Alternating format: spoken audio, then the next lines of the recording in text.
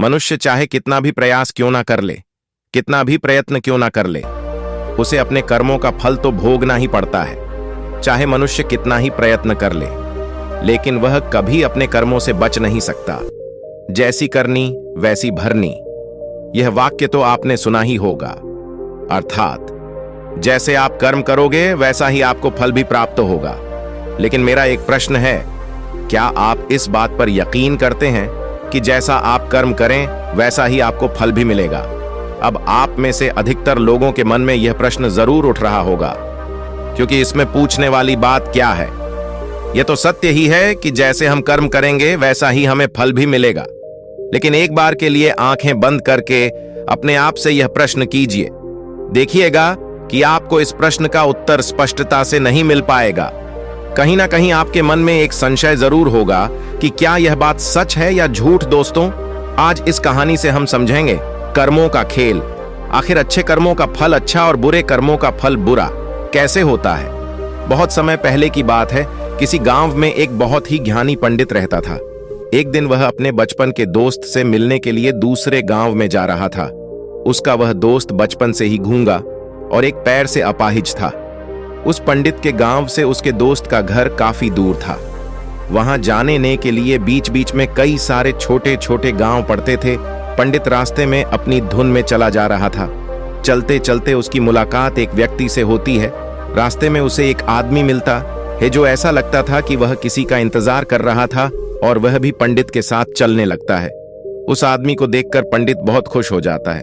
उसने सोचा, चलो अच्छा हुआ, साथ साथ चलने से उसका सफर आसानी से कट जाएगा। बात की शुरुआत करने के लिए उस पंडित ने उस व्यक्ति से उसका नाम पूछा तो उसने अपना नाम धर्मराज बताया। पंडित को यह नाम कुछ अजीब सा लगता है, लेकिन उसने नाम के विषय में कुछ और पूछना उचित नहीं समझा। दोनों धीरे धीरे साथ में चल रहे थे। तभी रास्ते में एक गांव आता है। गांव का प्रवेश द्वार आते ही धर्मराज ने पंडित से कहा, तुम आगे चलो, मुझे इस गांव में एक काम है, मैं तुमसे आगे मिलता हूं। पंडित ने कहा, ठीक है। वह आगे रास्ते में चल देता है।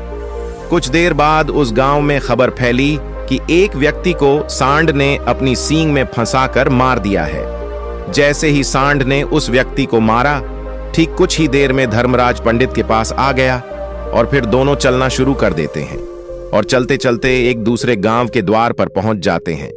उस गांव के बाहर एक बड़ा और विशाल मंदिर बना हुआ था। वहां पर आराम करने की सुविधा काफी बढ़िया लग रही थी। पंडित के दोस्त का घर अभी वहां से बहुत दूर था और रात भी होने वाली थी।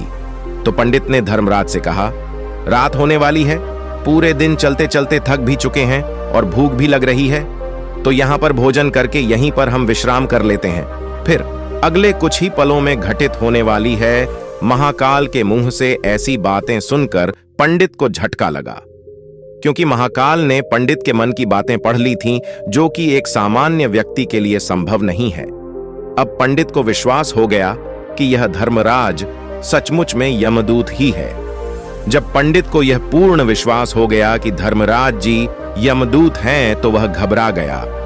वह अपने मित्र की मृत्यु का कारण नहीं बनना चाहता था, इसलिए वह पलटकर अपने गांव की तरफ वापस जाने लगा। लेकिन जैसे ही पंडित वापस जाने के लिए मुड़ा, उसने देखा कि उसका मित्र तेजी से उसकी तरफ चला आ रहा है, जो कि पंडित को देखकर अत्यंत प्रसन्न दिखाई पड़ रहा था। अपने मित्र के आने की गति को देखकर पंडित को ऐसा लगा कि जैसे उसका मित्र काफी देर से उसका ही पीछा कर रहा है। लेकिन वह बचपन से ही गूंगा था और एक पैर से लंगड़ा भी था, इसीलिए ना तो वह पंडित को आवाज देकर पाया था और ना ही उस तक पहुंच पा रहा था। लेकिन जैसे ही वह पंडित के पास पहुंचा, अचानक ही जमीन पर गिर पड़ी और तुरंत ही उसकी मृत्यु हो गई। पंडित हक्का बक्का होकर धर्मराज की ओर देखने लगा, जैसे कि वह पूछना चाह रहा हो कि आखिर क्या हुआ। धर्मराज पंडित के मन में उठ रहे प्रश्नों को समझ गया और बोला, तुम्हारे मित्र ने पिछले गांव में ही तुम्हें देख लिया था और वे वहीं से ही तुम्हारा पीछा कर रहा था, लेकिन गूंगा और लंगड़ा होने की वजह से वह तुम तक नहीं पहुंच पाया। उसने अपनी पूरी ताकत लगाकर तुम तक पहुंचने का प्रयास किया, लेकिन बुढ़ापे में बचपन जैसी ताकत नहीं होती, इसलिए दिल का दौरा होने के कारण उसकी मृत्यु हो गई, क्योंकि वह तुमसे मिलने के लिए अपनी सीमाओं को तोड़कर तुम्हारे पीछे भाग रहा था। इसलिए अपने मित्र की मृत्यु का कारण भी तुम ही कहलाओगे।